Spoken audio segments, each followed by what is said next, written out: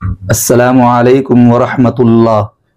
ایک دیا اور بجھا اور بڑھی تاریکی، شب کی سنگین سیاہی کو مبارک کہہ دو۔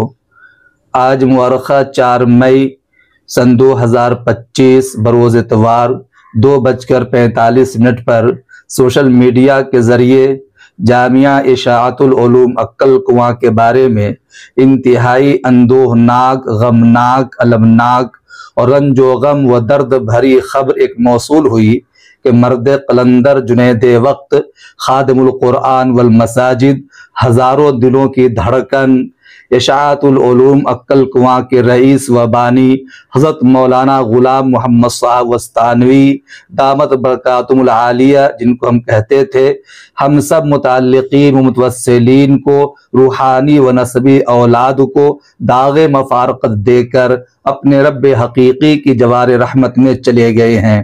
اس دار فانی کو چھوڑ کر دار بقا کو کوچ کر گئے ہیں۔ انا للہ و انا الیہ راجعون۔